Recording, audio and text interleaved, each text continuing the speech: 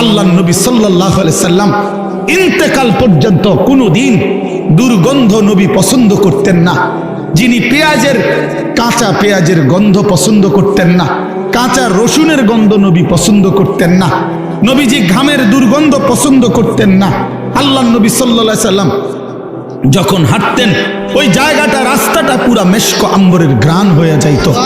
তার পবিত্র দেহ থেকে ঘাম ঝরিলে সেটা আতর হিসাবে সাহাবায়ে কেরাম ব্যবহার করত। এত পবিত্র, এত সুঘ্রাণ।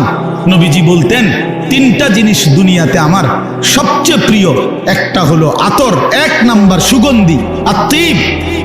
1 নম্বরে নবীর ভালোবাসার বস্তু ছিল সুগন্ধি, আতর।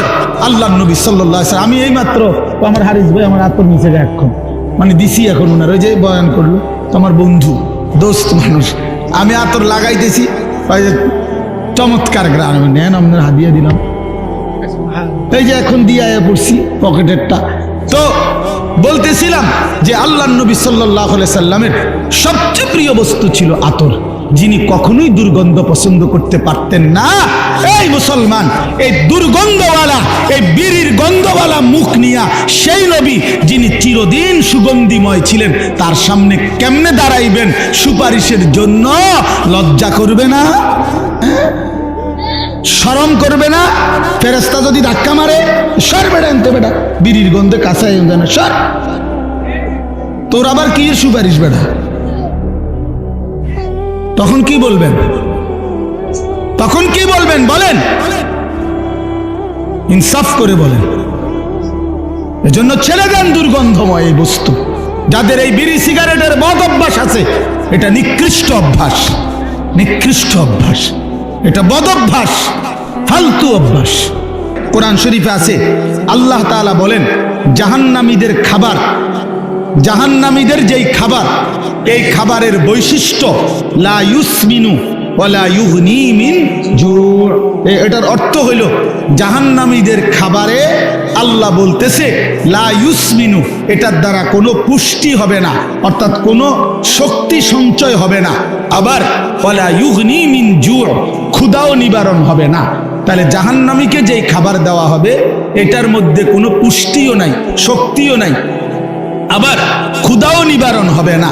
তো ঠিক বিড়ি সিগারেট এটা পরীক্ষিত, এটার মধ্যে কোনো পুষ্টিও নাই, শক্তিও বৃদ্ধি হয় না, ক্ষুধাও নিবারণ হয় না। তাইলে এটা কি? এটা জাহান্নামী খাবার ছাড়া আর কিচ্ছু হইতে পারে। আগুন কোনো মুমিনের প্রিয় হইতে পারে না। যে কবর চিনে, আখিরাত চিনে মিয়া, যে আল্লাহ রাসূলের সামনে দাঁড়াইবে এটা বুঝে, সে আগুন নাকি দিয়া মুখি দিয়া আগুন বাহির করা, এটা কোনো ইমানদারের প্রিয় হইতে পারে না। আল্লাহ তাআলা বলেন, প্রকৃত অর্থে আখিরাতের জীবন, আখিরাতের ঘর জান্নাত, সেটাই কেবল জীবন।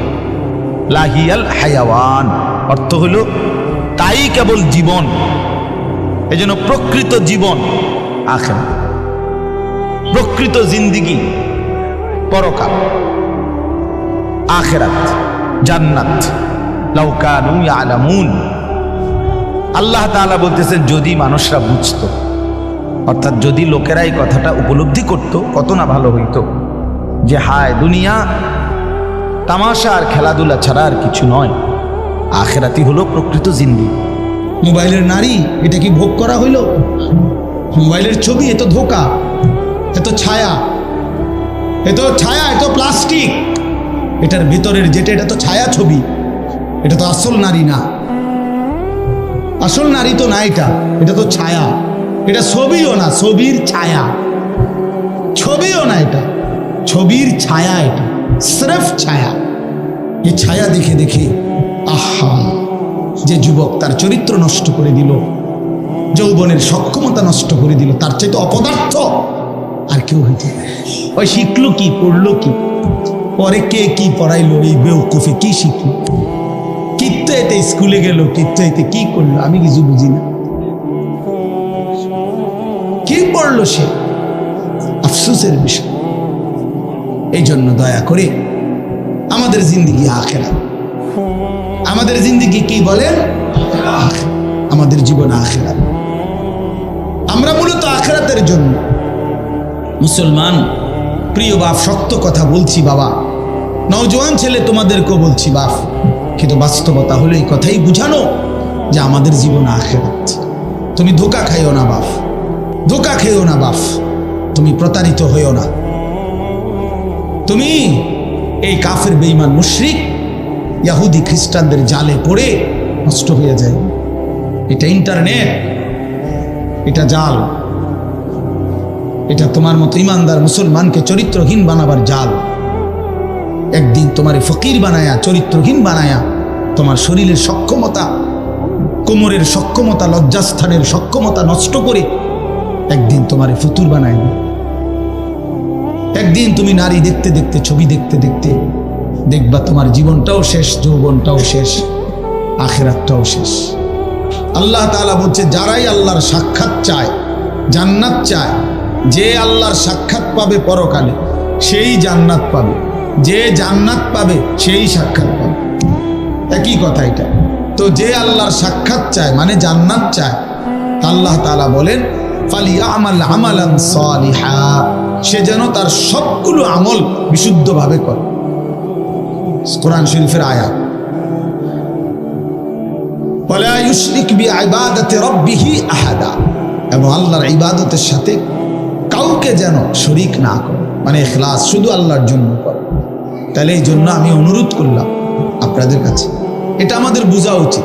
না বুঝলে আফসোস করবেন, আজ কিংবা কাল আফসোস করতেই হবে।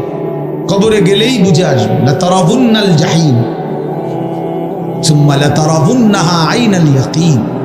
আল্লাহ তাআলা বলেন, তুমি তোমার দুই চোখে জাহান্নাম দেখবা, এবং তোমার তখন পরকালের সব কথাগুলো ইয়াকিন হবে, কবর, হাসর, মিজান, ফুলসিরাত। কিন্তু লাভ কি হবে? ইয়াউমাইদিন ইয়াতাযাক্কারুল ইনসানু ওয়া আন্না লাহু যিকরা। আল্লাহ তাআলা বলেন, বান্দা হাসরের ময়দানে যখন জাহান্নামকে সচক্ষে দেখবে, তখন তার দুনিয়ার সব কথা মনে পড়বে, বুঝে আসবে। কিন্তু ওয়া আন্না লাহু যিকরা, কিন্তু আল্লাহ বলেন, বলো না বান্দা, মনে পড়ে কি লাভ?